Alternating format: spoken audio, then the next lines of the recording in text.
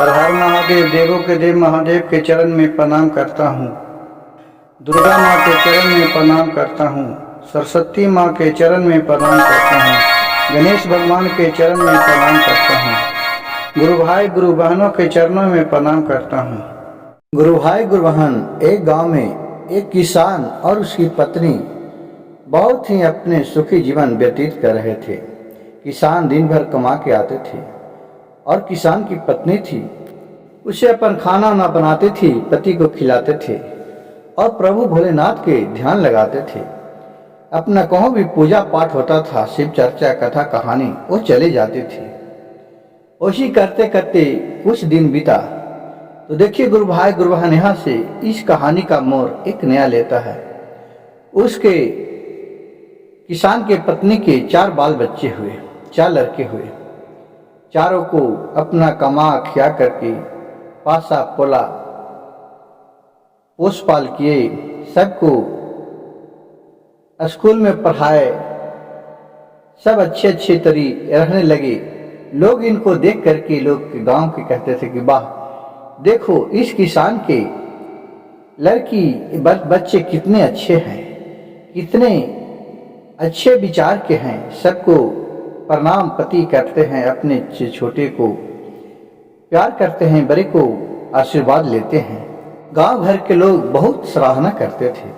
जो किसान की पत्नी थी वो पूजा पाठ करने में भी बहुत ध्यान देती थी, कुछ नहीं तो अपने मन ही मन भोलेनाथ सब देवता देवी की आराधना करते थे। कार्तिक आते थे, कार्तिक भर कार्तिक स्नान करती थी, तुलसी में जल देते थे, जिससे उन्हें सब देवता भी प्रसन्न थे। लेकिन गुरु भाई गुरु बहन देखिए कि जो ज्यादा पुण्य करता है उसी के साथ भगवान परीक्षा भी लेते हैं। तो देखिए इसकी क्या घटना घट रही है। जब बुढ़ापे का समय आया तो धीरे धीरे शरीर भी बैठते जाता है। तो उसका पति का देहांत हो गया। 4 बाल लड़के थे, चारों के शादी विवाह कर दिए। चारों बहुएं घर में घुसी। धीरे धीरे सबको कमाने खाने लगे। अब बुढ़िया के धीरे धीरे समय बीतते गया, बुढ़ापा आ गया, इसका आंख के रोशनी चले गई। अब बुढ़िया कमाने लायक नहीं रहे। तो देखिए पहले बुढ़िया थी, ये बेचारी सबको एक नियत से देखती थी। अब धीरे धीरे जब उसका आंख के रोशनी चले गया तो खाने के लिए बेचारी तरसने लगे भी। अब जो उसको बहू घोषी घर में, देखिए गुरु भाई गुरु बहन, आजकल के बहुत से घर में आपको कम से कम 50% तो मिल ही जाएगा कि जो बहुएं घुसती है वो अपने आप में रखती है। बूढ़े लोग बुजुर्ग लोग को ध्यान भूल जाते हैं। जब तक उसे काम करके कोई दे रहा है तो अच्छा है, और नहीं देगा तो उससे खराब है। लोग बुढ़िया को धीरे धीरे जो पूजा पाठ करती थी तो गांव भर के लोग उसे तपसी नाम कह के पुकारा करते थे। ए तपसी बुढ़िया है, तपसी बुढ़िया है, तपसी बुढ़िया कहती थी। लोग कहूँ भी होती थी तो कहती थी चलो बुढ़ी माँ एगो कहानी कह के सुना दो, शिव चर्चा कह के सुना दो। कहें कि बेटी कह तो देता हूँ, मैं तो जा नहीं सकता हूँ कहूँ शिव चर्चा करने के लिए, क्योंकि मेरी आँख से अंधी हो गई हूँ, नहीं लौटता है। हाँ माँ कह के तो सुना दीजिए। बुढ़िया अच्छी अच्छी कहानी कह करके सुना देती थी। अब उसको तो लौके नहीं, बेचारी का दुख तो बहुत पहाड़ टूट गया। जो भी उसको पुतोह लोग थे वो सब खाना उना भी कोई देती थी, कोई नहीं देती थी। वही कहती थी कि बुढ़िया एगो हम ही एक लका तो एगो हम ही पुतोह हो, और तो पुतोह ना हो, वो कहे न दो। बेचारी का करे, जितना भी मिले आधा पेट खा के, कभी भर पेट भी मिले वही खा के गुजर बसर करे। लेकिन माँ माँ होते हैं, वो किसी की भी तरह एक दूसरे को कभी भी कठोर वचन हो। बुढ़िया तब से थी जो नहीं बोलती थी, कहती थी जैसे भी दे, हमारे तो बुढ़ापा में हमारे यही बहू तो काम देती है, यही बहू कर रही है। लोग उन्हें गांव टोला मोहल्ला के लोग भी कहे कि देखा ना, तो बड़की न करो तो मंझली न करो, तो छुटकी न करो तो संझली न करो। ऐसे उसको बढ़ाती थी, चढ़ाती थी। ओकरा कुछ कहा लोग चुस्की लेते थे, लेकिन वो जो तपसी बुढ़िया थी, किसी को बात को भी नजरअंदाज कर देती थी। वो सदैव भोलेनाथ से सेवा करती थी कि हे भोलेनाथ, आप हमारे बाल बच्चे को सही सलामत रखिए, दिन दोगुना रात चौगुना भ्रांति दीजिए, जिससे कम से कम हमारे मिट्टी तो इसी जगह निवारण होगा। एक दिन देखिए भोलेनाथ सपने में आए, बुढ़िया को बोले कि हे बूढ़ी, तुम हमें बहुत भक्ति किया, हमें बहुत तुम भक्ति भाव किया, तुम इतना कष्ट सहने पर भी हमें तुम याद करना नहीं भूला। अपने बाल बच्चे को तुम क्रूरता वचन से नहीं दिया, किसी तरह का दुष्ट श्राप नहीं दिया। तुम्हें अंदर बहुत ही अच्छे सद विचार के है, तुम मांगो, तुम्हारी क्या आखिरी इच्छा है, तुम पर हम पसंद है। बूढ़ी तुम मांगो। तपसी तपसी तपसी कहती थी। उसी भोलेनाथ भी बोले कि हे तपसी, बोलो तुम्हें क्या चाहिए। तो बुढ़िया बोली कि हे महादेव, देवों के देव महादेव, अगर आपको देना है तो मेरे पास तो समझ ही में नहीं आता है मैं क्या मांगू। मैं कल मांगूंगा, अपने बाल बच्चे से पूछ लूंगा तो मांगता हूं। कहे कि ठीक है। वो चले गए। फिर सुबह हुआ, अपने चारों बहू के बुलाई, चारों बेटे को बुलाई तो बोली कि हे बहू बेटे, हमको भगवान ने रात में दर्शन दिए, रात में हमें सत्य में दिए कि हे बूढ़ी माँ, तुम्हें के भक्ति भाव से मैं प्रसन्न हुआ हूँ। आप मांगो, तुम बहुत कष्ट तकलीफ में है, तुम्हें क्या चाहिए, तुम जो भी मांगो वो हम पूरा करेंगे। देखिए सब गुरु बहना वो चारों बहू थी, उसके अंदर कितना आ गया लोभ। कोई कहे कि हमारा ला धन मांग लिया, हमारा ला सोना मांग लिया, हमारा ला नौकरी मांग लिया, हमारा चौकरी मांग लिया। एगो उसमें पुतो थी जिसका बाल बच्चा नहीं था। वो बोली कि माता, हमें तो आप देख ही रहे हैं, हमला एक बालक मांग लीजिएगा कि जिससे हमारे वंश आगे तक चले, आपका नाम निशान चले।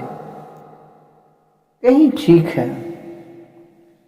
अब लेकिन बुढ़िया ला कोई भी नहीं बोले कि हे बूढ़ी माँ, तुमला भी अपना कुछ मांग लेना।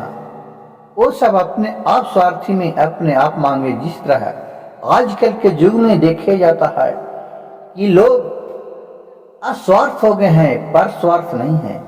लोग अपने फायदे के लिए किसी को भी कुछ करते हैं तो उसमें देखते हैं हमारा कुछ फायदा हो तभी उसको मदद करते हैं, नहीं तो आजकल मदद करने वाला भी लोग बहुत दूर हो गए हैं, दूर हो जाते हैं।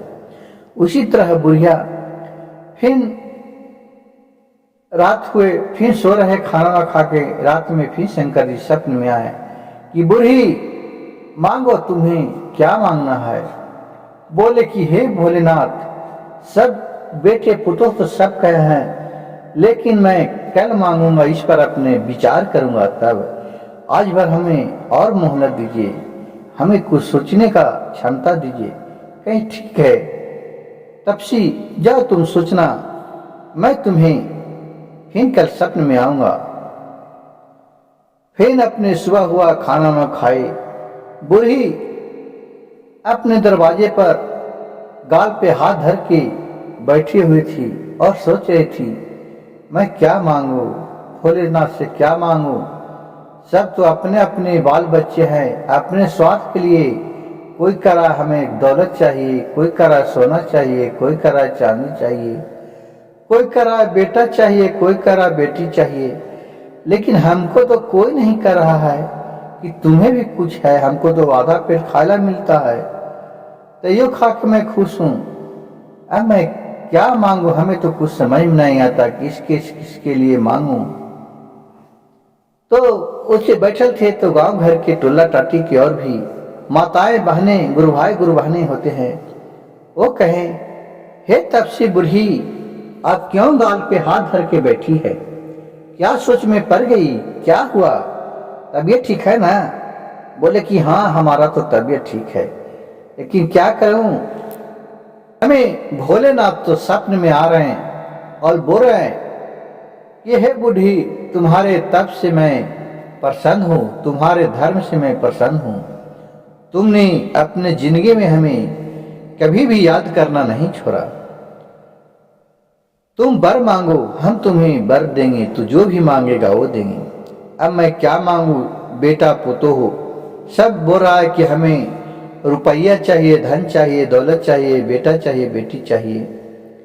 तो उसमें एक बोले, जो बूढ़ी थी, वो उसके गोतनी थी, गांव घर के लगती थी, गुरु बहना, वो बोले कि हे दीदी, सबके लिए तो सब मांगेंगे, लेकिन अपने लिए कम से कम भोलेनाथ से एक आंख मांग लीजिए, नयन मांग लीजिए, दोनों की, जिससे तुम देख सकेगी। अगर तुम देखबे नहीं करेगी तो धन दौलत बेटा पुतो रह के क्या करेगा? तुम्हारे क्या काम आएगा? कम से कम भोलेनाथ से अपने नयन पर भी विचार करिए, अपने दोनों आंख मांग लीजिए कि जिससे तुम जो भी वर मांगेगी उसे तुम देख सकते हैं। तो तब से बुढ़िया के सुझाव में आया कि हाँ, ये बहना ठीक कर रही है। कहे कि ठीक है बहना, आपकी बात है, मैं ध्यान से मांगूंगा भोलेनाथ से। फिर रात में बूढ़ी माँ तपसी थी, जो खा पी करके सोती। फिर रात में भोलेनाथ आए स्वप्न में, फिर बोले कि हे बूढ़ी, तपसी बूढ़ी, तुम मांगो, क्या मांगना चाहती हो? मैं तुम्हें वर देने के लिए 3 दिन से तुम्हारे पुण्य प्रताप से, पुण्य से मैं वंचित नहीं कर सकता हूं। तुमने इतना पुण्य बटोरा है, तुमने इतना नाम लिया है, तुम्हें मैं वर देने के लिए 3 दिन से आ रहा हूं। मांगो, जो भी तू वर मांगोगी तहे दिल से, ये हम तुम्हें देंगे। तो बूढ़ी माँ बोली, हे महादेव, हे देवों के देव महादेव, हे मेरे गुरु, आप मेरे गुरु हैं, हम आपका शिष्य हूं। जो भी वर मांगूंगा प्रभु भोलेनाथ, वो हमें देने का कष्ट करेंगे। बोले कि मांगो बूढ़ी, मांगो, क्या मांगते हैं? तो बूढ़ी माँ बोले, हे प्रभु, हे भोलेनाथ, हम सोने के कटोरी में अपने पोता का दूध भात खाते देखूं। हे प्रभु, हम सोने के कटोरी में अपने पोते का दूध भात खाते देखूं। भोलेनाथ ने बोले, हे बूढ़ी माँ, आपने जितना आप सादा सपेता थे, हमें तो विश्वास नहीं हो रहा था कि आपको भी इतना अंदर में बुद्धि है। आप एक ही बात में सभी कुछ मांग लिया। आपको सोना के कटोरी में धन दौलत भी चाहिए, पोता पोती भी चाहिए, आपको देखने के लिए आंख भी चाहिए। जाइए, आपका बात में मैं प्रसन्न हूं। आप एवं मस्त कह दिए भोलेनाथ, वहां से छपित हो गए। जब बूढ़ी माँ को आंख खुला सुबह में, तो देख रहा कि सब कुछ उसको एकदम साफ साफ नजर आ रहा है। घर द्वार, बेटा बेटी, पोता पोती। उसी दिन से उसका एक पुतोह का जो बाल बच्चा नहीं हो रहा था, उसी दिन से उसका 9 महीना का गर्भ रह गया, और 9वें महीना उसका पुतोह का बच्चे हुआ, वो भी लड़का हुआ, बहुत ही तेजस्वी और सुंदर हुआ। ये सब देख करके बुढ़िया भोलेनाथ को बहुत ही नमन करने लगे, बहुत खुशी खुशी सब रहने लगे। देखिए गुरु भाई गुरु बहन, एक माँ क्या होती है, जिस तरह माँ होती है, माँ का दिल कोई नहीं ले सकता है। माँ का स्थान इतना होता है कि बाल बच्चे अगर कलेजा भी मांग ले तो उसे देने से हिचकती नहीं है। गुरु भाई गुरु बहन, देखिए इस बुढ़िया को जब अंधी हो गई थी तो कितने लोग इसे तरपा रहे थे, पुतोह लोग थी जो इसके भर पेट खाने के लिए नहीं दे रहे थी, लेकिन वही बुढ़िया सबके लिए सब कुछ मांग लिया एक ही शब्द में। गुरु भाई गुरु बहन मेरी कथा कहानी अच्छा लगे तो कृपया मेरे चैनल को एक लाइक सब्सक्राइब शेयर जरूर कीजिएगा और कहानी को अंत तक सुनने का कष्ट कीजिएगा। हर हर महादेव, घर घर महादेव। जिस तरह बुढ़िया को भोलेनाथ सभी मनोकामना पूर्ण किए, उस तरह कथा कहने वाले और कथा सुनने वाले की मनोकामना भोलेनाथ पूर्ण करे। हर हर महादेव।